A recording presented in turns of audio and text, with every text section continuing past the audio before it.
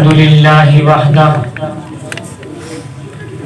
والصلاة والسلام على من لا نبي بعده خصوصا على سيد الرسل وخاتم الأنبياء أما بعد فأعوذ بالله من الشيطان الرجيم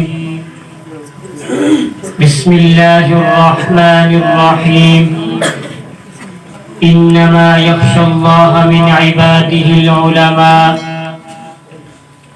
وقال النبي صلى الله عليه وسلم العلماء ورثة الأنبياء أو كما قال عليه الصلاة والسلام۔ ابتدا ہے اس رب ذوالجلال کے اسم علی شان سے جو گردش دوران کا تنہا محور ہے، اور اربوں خربوں سلام ہو اس آقائے نامدار صلی اللہ علیہ وسلم پر جس کی قدم بوسی کے لیے فرش زمین بے چین اور عرش بری بے تاب ہے۔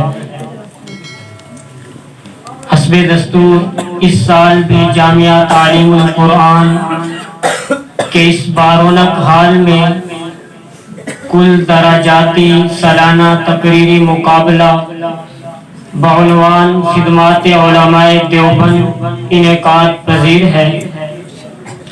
یہ بزم طلباء کرام کے پورے سال کی محنت کا نتیجہ اور نچوڑ ہے، اور اساتذہ کرام کی کاوشوں اور دعاؤں کا ثمرہ ہے۔ انہی دعاؤں کی بدولت آج ہم اس قابل ہوئے کہ اپنی گفتگو کو الفاظ کے موتیوں میں پرو سکیں اور اظہار ما فی الضمیر کر سکیں۔ خوش نصیب ہیں وہ طلباء کرام جنہوں نے اپنی صلاحیتوں کو اجاگر کرنے کے لیے اس تقریب میں حصہ لیا۔ آج کی اس تقریب کا باقاعدہ آغاز تلاوت کلام پاک سے کرنا چاہتا ہوں، جس کے لیے میں دعوت دوں گا درجہ خامسہ سے محمد عثمان کو کہ وہ آئیں اور قرآن مقدس سے ہمارے قلوب کو منور فرمائیں۔